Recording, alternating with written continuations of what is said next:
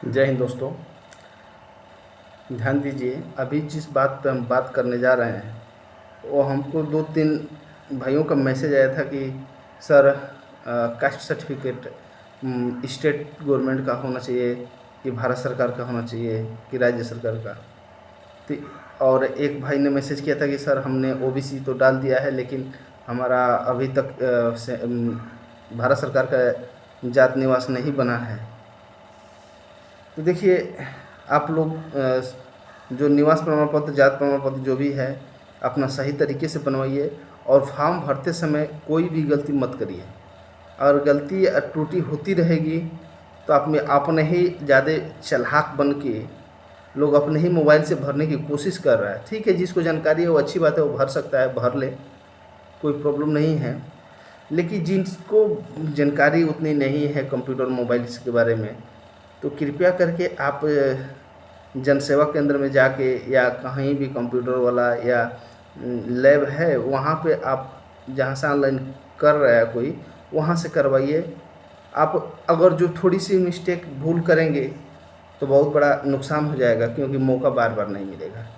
इस करके जितने भी अभ्यर्थी हैं जिनको पूर्णतः जानकारी है कंप्यूटर मोबाइल्स के बारे में और उनके पास सुविधा अवेलेबल है, वही लोग अपने हाथों से फॉर्म फिलअप करें। अन्यथा जहाँ पे फॉर्म फिलअप कर रहा है, लोग दुकान खोल के बैठा है, साइबर कैफ़े है, उस टाइप की जगहों पे जाके ही अपना फॉर्म फिलअप करवाएं और सोच समझ के हर एक कॉलम को सही सलामत भरें, ताकि कोई त्रुटि न रह जाए। ऐसा ना हो कि आपके त्रुटि की वजह से आपको कॉल लेटर आने में दिक्कत हो या आपका फॉर्म रिजेक्ट हो या किसी भी प्रकार का कोई मिस्टेक हो। और बहुत सारा लोगों का मैसेज आ रहा है कि सर हमारा ये प्रॉब्लम है, वो प्रॉब्लम है। देखिए, आपका प्रॉब्लम जब ज़्यादा है तो आप टॉपिक और लाइन को चेंज करिए। कोई ज़रूरी नहीं है इसी लाइन में आने के लिए। धरती बीरों से खाली नहीं है और आपके लिए काम की कमी नहीं है और डिपार्टमेंट को लड़के की कमी नहीं है।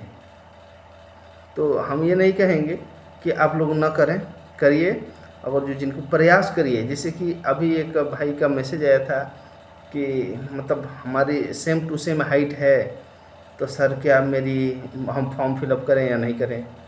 तो भाई फॉर्म आप फिलअप करिए और हाइट बढ़ाने वाला एक्सरसाइज करिए।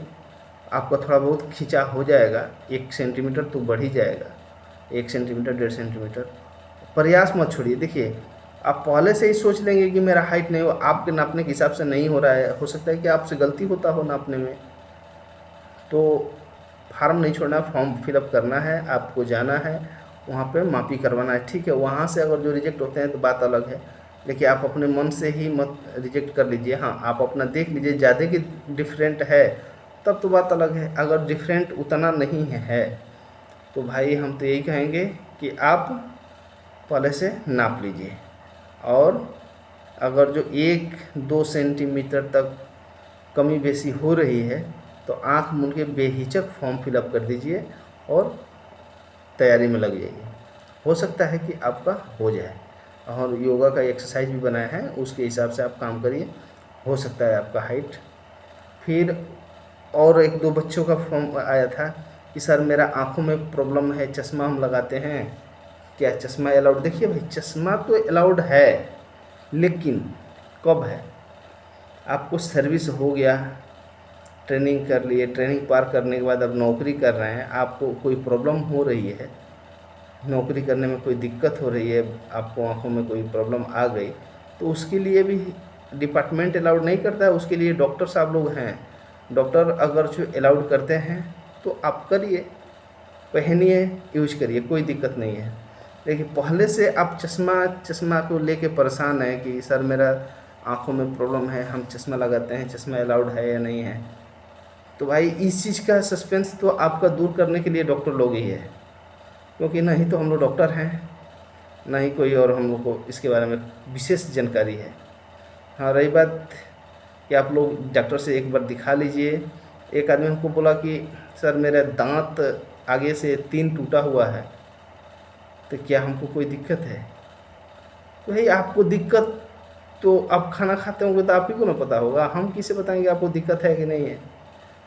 तो फिर मैसेज आया क्या, नहीं मतलब डिपार्टमेंट में सर्विस के दौरान।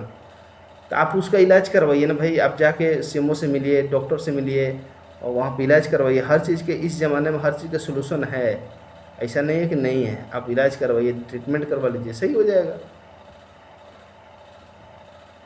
और रही बात किसी किसी का और सारा चीज़ है, दो तीन तीन चार भाइयों का मैसेज आया था पाइल्स को लेके। अब भाई ये तो मस्ट है, ये तो चेक होता है। तो देखिए अभी आपके पास समय है, अगर जो ऑपरेशन से हो सके तो ऑपरेशन करवा लीजिए, नहीं अगर दवा से ठीक हो रहा है, दवा वाला है तो उसको भी इलाज करवा लीजिए। इससे आपको दिक्कत होगा, क्योंकि वहाँ पे इसको विधिवत चेक की जाती है और आपको खांसी कराया जाएगा, जानबूझ के खंसवाया जाएगा, पेट पर प्रेशर दिलवाई जाएगी, उसके बाद चेकअप की जाती है। और इसमें भी देखिएगा दो प्रकार का होता है, एक खूनी होता है, एक बादी होता है। तो दोनों में आपका कौन सा प्रकार का है। देखिए प्रॉब्लम किसी को, बीमारी किसी को भी हो सकती है, आज आपको है कल किसी को भी हो सकता है।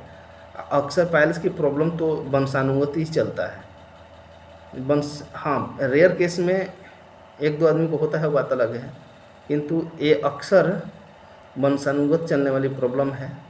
तो इसका इलाज भी है, निदान भी है, इसका इलाज हो जाता है, दवा हो जाता है, ऑपरेशन होता है, बहुत सारा सिस्टम है। देखिए अभी इसलिए हम बता रहे हैं कि अभी समय है आप लोगों के लिए, जितने भी प्रॉब्लम्स वाले हैं, हाइड्रोसिल के प्रॉब्लम्स वाले भी हैं, उनके लिए भी सुविधा है कि देखिए अभी आप फॉर्म फिलअप करिएगा, हो सकता है कि 6 महीने के बाद या 1 साल के बाद या 10 महीने के बाद आपकी रिटन एग्जामिनेशन होगी। तब तक तो फिजिकली वर्क नहीं करना है, तब तक आपका कोई भी ऑपरेशन होगा 6 महीने के अंदर ठीक हो जाइएगा। उसके बाद रिटन एग्जामिनेशन होने के बाद कुछ दिन के बाद आपको कॉल लेटर बुलाई जाती है फिजिकल के लिए, तब तक आप स्वस्थ हो जाइएगा, रनिंग वनिंग करना शुरू कर दीजिएगा, ठीक हो जाएगा।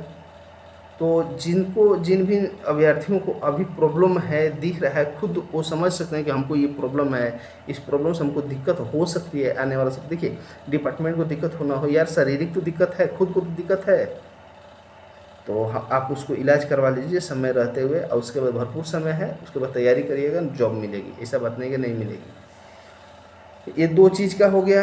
अब एक भाई ने हमको मैसेज किया था कि सर कटे का दाग, जैसे कि मान के चलिए मेरा हाथ है, यहाँ पे दाग है ऑपरेशन का या चोट का, तो देखिए उससे कोई प्रॉब्लम नहीं है, क्योंकि आपके अगर जो शरीर का कोई अंग डैमेज हो गया हो, अपने कुशलतापूर्वक कार्य नहीं कर पा रहा है। अब जैसे मेरा ही ये अंगूठा है, इसमें कटा वाला भाग है, कटा हुआ है एक बार का, ये ध्यान से देखिए, ये कटा है, ऐसे तिरछा कटा हुआ है, लेकिन हमको इससे कोई प्रॉब्लम नहीं होता है, इसे हम कुछ भी कर सकते हैं, कोई दिक्कत नहीं है। तो दाग होने से कोई बहस नहीं है। आपके चिन्ह है, कोई मान लीजिए हमारा ही यहाँ पे ऑपरेशन हो जाए और जो चिन्ह दिखेगा, तो चिन्ह से आपको कोई प्रॉब्लम नहीं होगा डिपार्टमेंट को, बल्कि बीमारी नहीं होना चाहिए। अगर जो चिन्ह है तो ठीक है भाई, प्रॉब्लम हुई थी, प्रॉब्लम तो सॉल्व हो गया, ठीक हो गया, इसका हम इलाज करवा लिए, तो इससे आपको कोई दिक्कत नहीं है, कहीं भी प्रॉब्लम नहीं है। आप अगर सही हैं, कहीं भी कोई ऑपरेशन हुआ है, ऑपरेशन करके उस बीमारी का निदान हो चुकी है, फिर आपको कोई दिक्कत नहीं है। डिपार्टमेंट ये नहीं कहेगा कि नहीं ये है वो है, कुछ नहीं। आप स्वस्थ हैं तो हैं, क्योंकि ऑपरेशन हुआ, ठीक हुआ, घाव ठीक हो गया, वो प्रॉब्लम दूर हो गया, तो आप स्वस्थ हो गए। तो इस चीज़ के लिए दिमाग में न रखें अपना। और दूसरी बात, एक भाई ने बोल रहा था कि सर बोनस अंक, तो बोनस अंक के चक्कर में ज़्यादा मत पड़िए। कितना मिलेगा नहीं मिलेगा उससे हमको ज़्यादा मतलब नहीं रखना है, हमें कितना पढ़ना है, क्या पढ़ना है, पढ़ाई पर ध्यान दीजिए। बोनस के लिए कौन परेशान रहता है, जिसको देखिए किसी भी व्यक्ति को अगर जो कोई दूसरा आशा, उम्मीद या ऑप्शन दिखाई दे देगा, तो समझ लीजिएगा वो लक्ष्य प्राप्त करने में उसको बहुत कठिनाई होगी। हाँ, लक्ष्य उसी आदमी को मिलता है जिसको दूसरा कुछ लक्ष्य नहीं दिखाई दे रहा है, कोई ऑप्शन नहीं दिखाई दे, सीधा अपना सिर्फ टारगेट दिखाई दे रहा है, अपना लक्ष्य दिखाई दे रहा है। तो सिर्फ हम वही रखेंगे, अपना लक्ष्य एक तरफ करके कि हमको 110 नंबर लाना है तो लाना है, 100 नंबर लाना है तो लाना है, 120 नंबर लाना है तो लाना है। तो हम एनसीसी किए हैं, हम स्काउट किए हैं, हम ड्राइविंग लाइसेंस है, हमारे पास एक्स्ट्रा हाइट है, तो हमको बोनस अंक कितना। अरे भाई तो बोनस अंक लेके क्या करोगे, बोनस अंक से क्या हमारी मेरिट बन जाएगी, उसे क्या रिटेन छूट हो जाएगा? वो तो छोड़िए उसको, वो ठीक है आपके में नंबर ऐड होंगे, वो अलग बात है। उसकी आशा मत करिए, उसको अलग रखिए। मान के चलिए खुदा न खास्ता अगर जो उस टाइप की ज़रूरत पड़ा तो उसमें से लिया जाएगा। क्या आपके पास पहले से कमाई हुई धन है तो क्या आप एक्स्ट्रा नहीं कमाइएगा, मेहनत नहीं करिएगा, आके उसी को खाइएगा? तो एक्स्ट्रा आपका मेहनत किया हुआ फल है तो वो उसको अलग रखिए ना, अभी आप मेहनत करिए। अब उस फल में से 1 मिले, 2 मिले, 3 मिले, 9 मिले, उससे हमको क्या मतलब है? अभी अपने ताकत और अपने कार्य क्षमता पे विश्वास रखिए, मेहनत पे विश्वास रखिए कि आपको सफलता मिल जाए। हम अपने रिटेन बेसिस अपना हम मेरिट क्वालिफाइड कर लेंगे।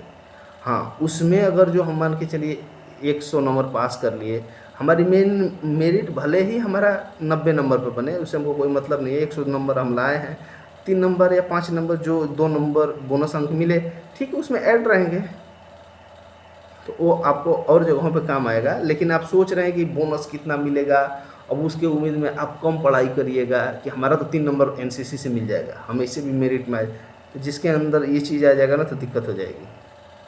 हमारे पास तो एनसीसी है। आपके सामने कोई दूसरा लक्ष्य नहीं होना चाहिए, लक्ष्य एक है।